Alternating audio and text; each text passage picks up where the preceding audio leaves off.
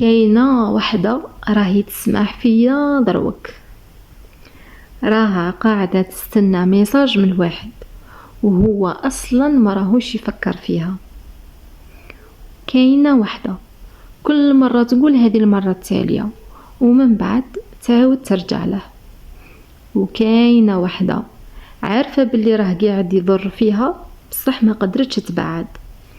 اذا حسيتي باللي هذا الكلام عليك خليك معايا، لانه اليوم راح تفهمي روحك علاش تعلقتي بهذا الشخص الغلط وكيفاش تبداي تتشافي وتتخطاي هذا الشخص. اول حاجه لازم تفهميها، تعلق مشي حب، يعني الشي اللي راكي تعيشي فيه ما يتسماش حب وانما تعلق. الحب فيه راحه، فيه امان، بصح التعلق فيه خوف، فيه قلق، فيه ترقب. كي تولي تقارعي الميساج تاعه كل دقيقه تشوفي التليفون، تبري الغياب تاعه وتلقاي له دايما الاعذار، هذا ماشي حب، هذا تعلق. احنا ما نتعلقوش بالشخص وانما نتعلقوا بهذاك الاحساس اللي راه يعطيه لنا. التعلق هذا لازم تفهمي ما بداش معاه هو، هذا التعلق بدا من قبل. يمكن كي كنتي صغيرة ما كانش كاين اللي يسمع لك، يمكن ما كانش كاين اللي كان حنين عليك، يمكن ديما كنتي تحاولي ترضي الناس باش تتحبي، وكبرتي وبقى نفس الإحساس، لازم ندير حاجة باش نتحب. وفي المجتمع تاعنا كاين بزاف بنات ما تلقاش الحب الكافي من صغرها، وهذا يخلي القلب يكبر وهو فارغ، ومن بعد يروح يدور على الحب في أي مكان حتى لو كان يكون هذا الحب مع الشخص الغلط.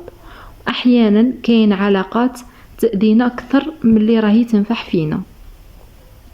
كاين خوف كبير داخلك، خوف من أنه يتخلى عليك، ماشي غير تخافي روح، تخافي يرجع لك نفس الإحساس القديم، إحساس نتاع أنا ما نكفيش باش نتحب. ولهذا حتى كي يضرك تبقاي، لأنه الوحدة تضرك أكثر. السؤال هنايا، علاش ديما نفس الأشخاص؟ لأنه الشخص الغلط يعطيك شوية ويحبس، نهار يهتم تحسي روحك طايرة، ونهار يبرد تولي تجري وراه. وهنا تدخلي في حلقة، نستنى، نتألم، نتحمس ونرجع من جديد.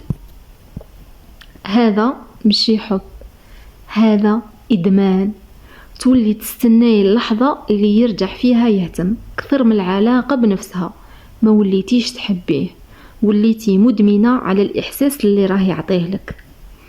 خليني نكون صريحة معاك، الطريقة اللي تسمحي له انه يعاملك بها هي نفس الطريقة اللي راكي تعاملي بها روحك. كي تقولي عادي، هذا انك متعودة تتحملي بزاف. كي تقبلي بالقليل، هذا انك متشوفيش غيبتك. تقولي معليش راح يتبدل، ولا تقولي يحبني بصح ما يعرفش كيفاش يبين، ولا هذه شابة كي تقولي الظروف ما ساعدتهاش. بصح الحقيقة لو كان يحبك صح يخليكش تعذبي هكا. جاوبي على هذا السؤال بينك وبين روحك، لو كان بنتك في نفس العلاقة ترضاي لها تعيش هذا الشي؟ الشفاء ماشي انك تنسايه، الشفاء انك تفهمي علاش تعلقتي بيه، لانك ما كنتيش تحبيه هو، كنتي تحبي الاحساس اللي راه يمدهولك، احساس اللي كان ناقصك. اللي راكي تحسي بيه عنده اصل. يمكن كبرتي في بيئة ما كانش فيها احتواء، ما كانش فيها كلام حلو، ولا الحب تاعك كان مشروط، يعني تتحبي غير كي تكوني مليحة، غير كي ترضي، وغير كي تسكتي. وهنا عقلك تعلم باش نتحب لازم نتعب، لازم نتحمل.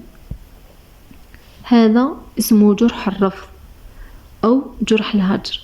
تحسي في داخلك أنا ما نكفيش، لازم نبذل جهد باش نبقى.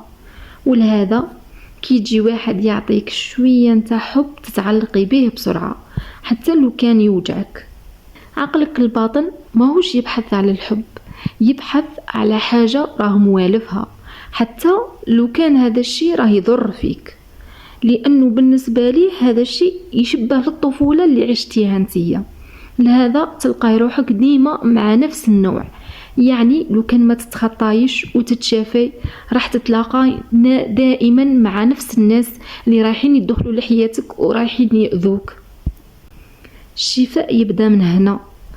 نهار كي تعرفي الجرح اللي فيك قولي لنفسك انا مشي ضعيفة، انا فقط مجروحة.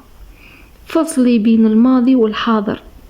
الشخص هذا لمس جرح قديم فيك، وتعلمي تعطي لنفسك اللي كنتي تستنايه من غيرك.